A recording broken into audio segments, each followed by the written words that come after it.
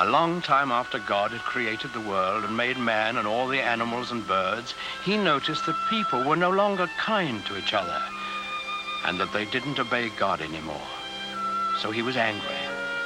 But God did see one man in the world who was kind and good and who obeyed the Lord's word.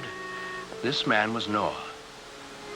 So God appeared to Noah, and he let him hear his voice. And the Lord said, "Behold, I will cause it to rain upon the earth 40 days and 40 nights. I will bring a flood the earth to destroy all flesh, and everything that is in the earth shall die." But God told Noah to build an ark and to take 2 of every animal in it with him to keep alive during the storm. And when Noah had heard God's voice, he was grateful, and he set to work right away to build the ark. This was a great boat with many, many rooms in it. When Noah finally finished it, he went out into the fields and woods, for he had to talk to all kinds of animals and birds. He talked to the lion and the wild horses. He talked to the pigs in the barnyard and the elephants in the jungle and the cute little kittens in his own house. Noah talked to all the animals on the face of the earth, even to the doves, cooing in their nests.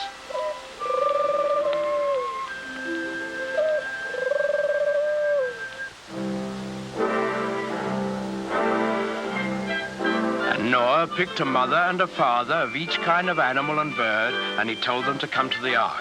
Well, when they were all gathered there, you can imagine what kind of a noisy crowd poor Noah had on his hands.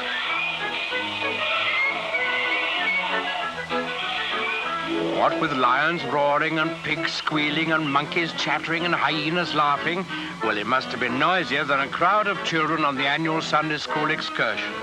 But Noah was wise and gentle, and he understood about animals, so he got them lined up in a long row, 2 by 2, and then he started them up and into the ark through the big door in the side.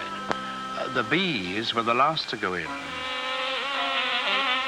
because bees have a stinger in their tails, and no animal wanted to get in line behind them. Noah stored food in the boat and then saw that his wife and his sons and their wives were safely inside. Then he shut the big door behind him and he bolted it so that no one could get. Then there was a flash of lightning and the thunder roared as it never had before. Big black clouds hid the sun so that it was almost as dark as night. And out of those clouds came the greatest rain the world has ever known. It lasted for 40 days and 40 nights, as God had promised Noah. All the land was covered with water, and not a house or a living thing remained anywhere.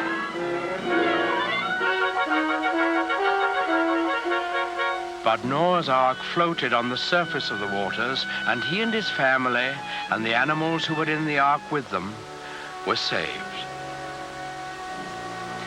On the 40th day, the rain stopped and the sun came out. The waters that had covered the earth began to flow back into the oceans and the rivers, and the ark came to rest on the peak of a mountain.